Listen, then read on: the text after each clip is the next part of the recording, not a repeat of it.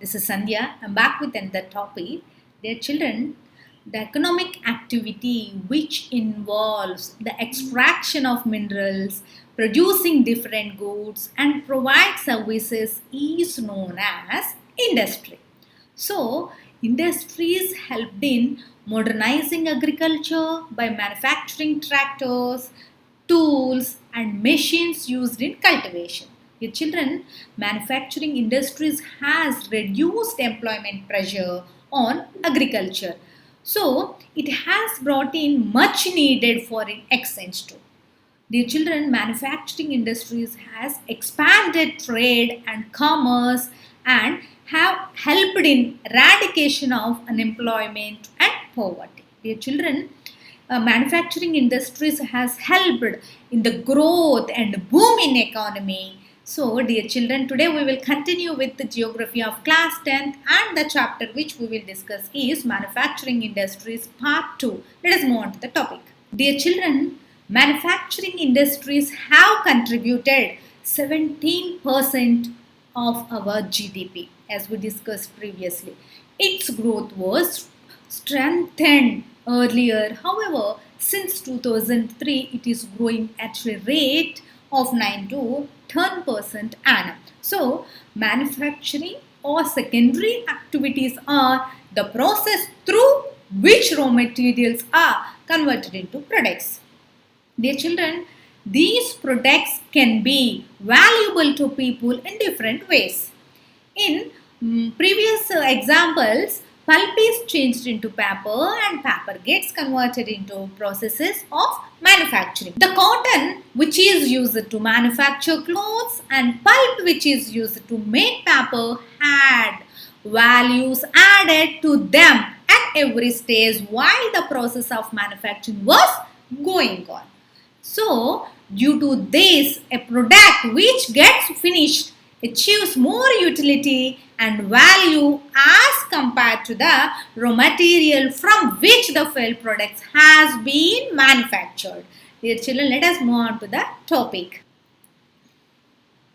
Today's our topic manufacturing industries part 2. Dear children, as we discussed part 1, industry is the economic activity which involves producing goods, extracting different minerals and providing services. And the examples of industries that produces goods are iron and steel industry, that of extracting minerals at coal mining industry and tourism industry is an examples of those who provide services. Dear children, now let us discuss about agro-based industries. Textiles industry, cotton textiles and jute sugar industries. Dear children, cotton, jute, silk, woolen textiles and sugar and edible oils are the example of agro-based industries. Another thing, industries are based on agricultural raw materials or known as agro-based industries. Let us know about each of them one by one. Now, textiles industry.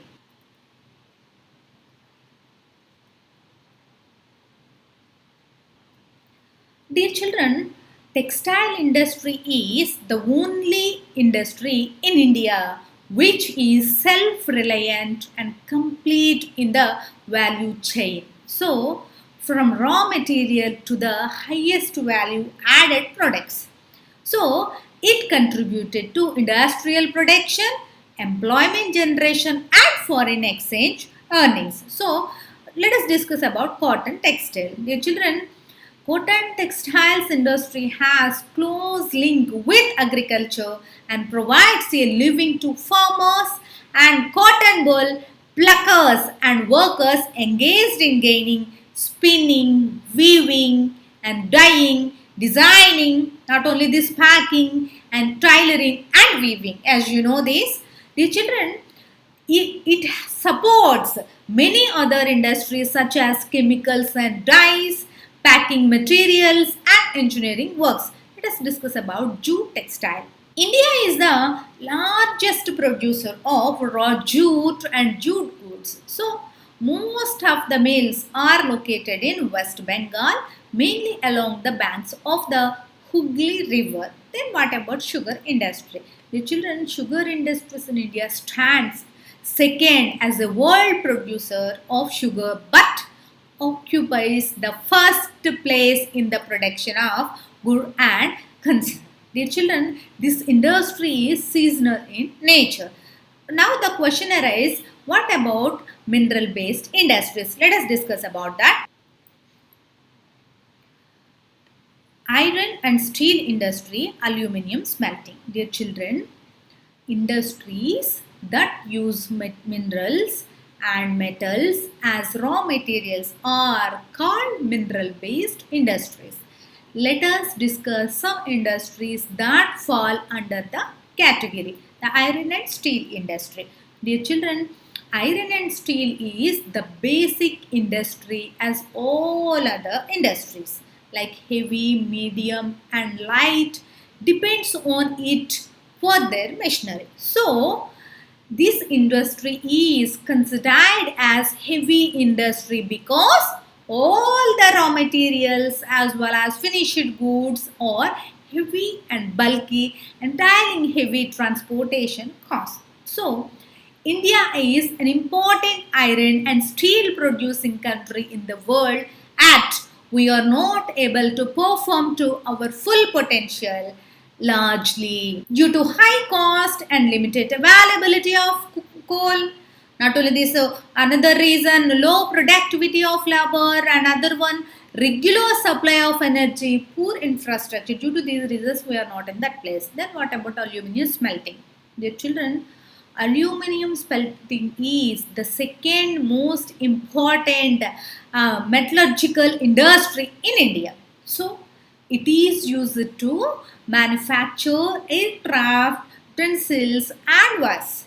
So, bauxite is the raw material used in the smelters. Dear children, aluminium smelting has gained popularly as substitute for steel, copper, zinc and lead in a number of industries.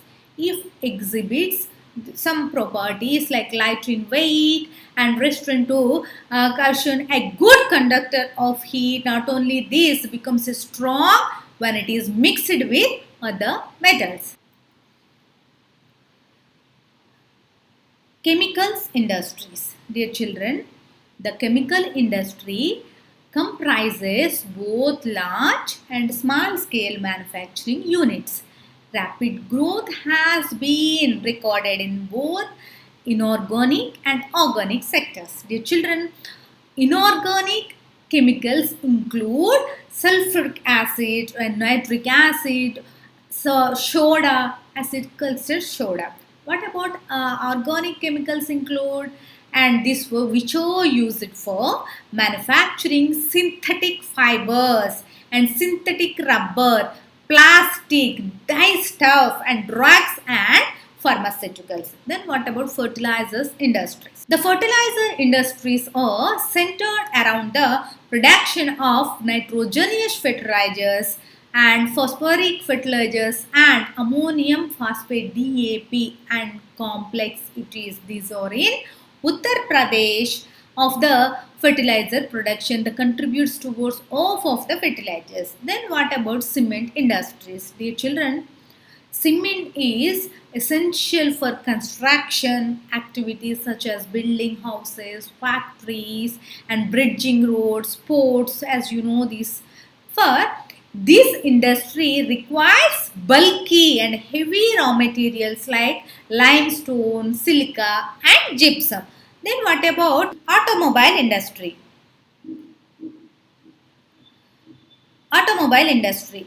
This industry deals with the manufacturing of trucks, buses, cars and motorcycles, scooters, etc. Dear children, these industries are located around Delhi, Gurgaon, Mumbai, Pune and Hyderabad. Not only this, Jamshedpur and Bangalore, information technology and electronics industries.